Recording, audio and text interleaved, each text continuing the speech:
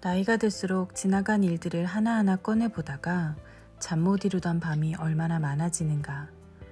지난날 추억들이 한편의 영화처럼 생생하게 그리고 선명하게 스쳐 지나간다. 과거로 여행하다 보면 잊은 줄로만 알았던 일들이 기억 어딘가에 차곡차곡 쌓여있는 것을 깨닫고는 새삼 놀란다. 고통스러워서 잊으려 했던 비참했던 기억, 너무나 소중해서 가슴속 깊이 숨겨둔 추억도 되살아나 현재의 삶을 붙잡는다. 그러다 잊으려고 발버둥을 쳐도 잊을 수 없는 수많은 기억의 무덤 속에 갇힌 나를 발견하곤 한다. 과거의 기억에 매여있는 삶은 모든 것의 기준이 과거가 된다. 몸은 현재를 살면서도 마음은 과거에 살고 있는 것이다. 그것이 좋은 기억이든 아니면 좋지 않은 기억이든 거기에 구속되고 자유롭지 못하다면 우리는 자유로운 삶을 누릴 수 없다.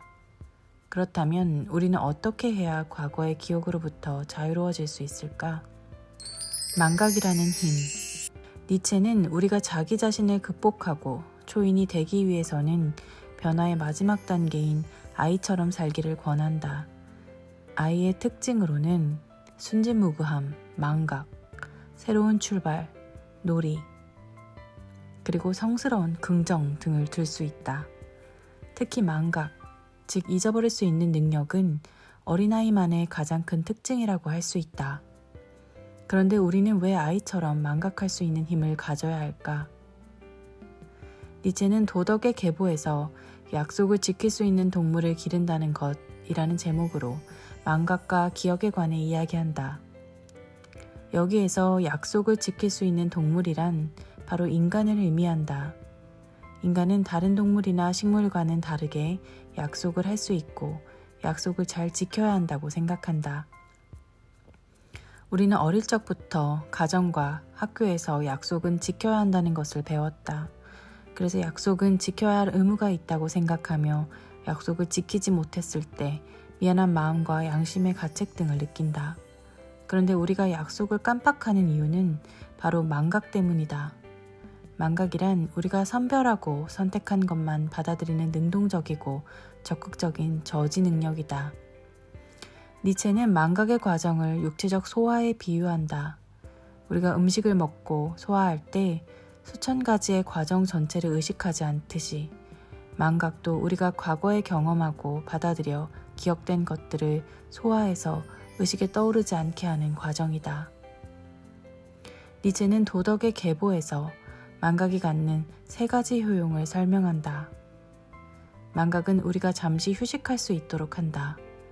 남들과의 경쟁에서 뒤지지 않으려면 우리는 자기 자신을 최고로 높은 이상에 도달하도록 너무나 강하게 몰아붙여야만 한다. 하지만 니체는 그럴 때마다 매번 숨이 차서 트랙 중간에 멈추어 설 수밖에 없을 거라고 말한다. 이럴 때 우리에게 꼭 필요한 것이 바로 휴식이다. 니체는 휴식은 고무하고 진정하며 밝은 정신을 유지하기 위해 꼭 필요하다고 말한다. 망각은 의식의 문과 창문을 일시적으로 닫아버린다. 이처럼 능동적인 망각은 우리의 영혼이 질서와 안정과 예의를 유지하게 해주는 하나의 힘이다.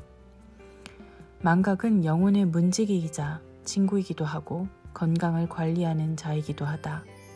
그래서 니체는 망각할 수 있는 힘에 문제가 생긴 사람을 소화불능 환자에 비유한다. 만약 망각하는 저지 능력에 문제가 생겨 우리의 머릿속이 수많은 쓸데없는 생각으로 가득 차게 된다면 아마도 정신분열증이나 편집증에 시달릴 것이다. 망각은 조형력과 함께 상처를 치유하고 성장하는 시간을 준다. 트라우마는 큰 상처를 의미하는 라틴어 트라우마에 유래했다. 트라우마는 과거에 경험한 사건, 예를 들어 어린 시절 겪은 부정적인 경험, 자동차 사고 같은 여러 가지 사고, 폭행이나 폭력 같은 다양한 사건에서 비롯된다. 많은 중년이 사랑하는 가족이나 친구의 갑작스러운 죽음, 배우자와의 별거나 이혼, 사업 실패 등 지워지지 않는 상처의 기억으로 다른 어떤 시기보다 고통스러운 시간을 보내고 있다. 그 상처의 무게 때문에 새로운 것을 향해 나아가지도 못하고 정체된 삶을 살아가기도 한다. 결국 중년은 어느 시기보다 트라우마가 일상이 되어버린다. 니체는 어떻게 해야 트라우마를 놓을 수 있다고 말할까? 니체는 반시대적 고찰에서 과거가 현재의 무덤을 파지 않으려면 조형력이 얼마나 큰지 정확하게 알아야 한다고 말한다. 그렇다면 조형력이란 무엇인가? 사전적 의미로는 형태를 만들어 이루는 힘이다. 니체는 조형력이란 스스로 고유한 방식으로 성장하고 과거의 것과 낯선 것을 변형해 자기 것으로 만드는 능력이라고 말한다. 다시 말해 과거의 상처를 치유하고 상실한 것을 대체하고 부서진 형식을 스스로 복제할 수 있는 힘이 바로 조형력이다. 조형력을 소유했느냐 아니냐에 따라 엄청난 차이가 난다. 먼저 조형력을 소유하지 않은 사람은 단 하나의 조그만 상처에도 불행에 빠지고 만다. 반면에 조형력을 소유한 사람은 아무리 거칠고 끔찍한 삶의 재난이 닥쳐와도 아무런 영향을 받지 않고 건강하게 평상심을 유지할 수 있다. 결국 망각은 과거의 상처를 빨리 잊게 만든다. 조형력은 회복력과 같은 의미로 과거의 상처가 만들어낸 고통과 시련을 자기 자신에게 의미 있는 것으로 만들어내는 능력이다. 우리는 망각과 조형력을 통해서 과거의 상처를 치유하고 그 상처를 통해서 성장할 수 있는 것이다. 니체는 우상의 황혼에서 이렇게 말한다. 상처에 의해 정신이 성장하고 힘이 솟는다. 니체는 망각이 없다면 어떠한 행복도, 어떠한 명랑함도, 어떠한 희망도, 어떠한 긍지도 가질 수 없고 현재라는 이 순간도 있을 수 없다고 이야기한다. 따라서 새로운 것을 받아들이기 위해서는 약간의 빈자리를 마련해야 한다. 잘 잊어버릴수록 우리의 행복 지수는 높아진다. 이별을 선택할 수밖에 없었던 사랑, 돌아가신 부모님을 다시 볼 수 없다는 슬픔, 나를 몰락하게 만든 누군가에 대한 분노와 증오심, 갑작스러운 실패로 인한 패배감 등 우리는 여러 가지 불행한 일이 남긴 기억으로 점철된 삶을 살아왔다. 이러한 과거의 기억에 얽매인 사람은 현재 이 순간을 있는 그대로 긍정하면서 살지 못한다.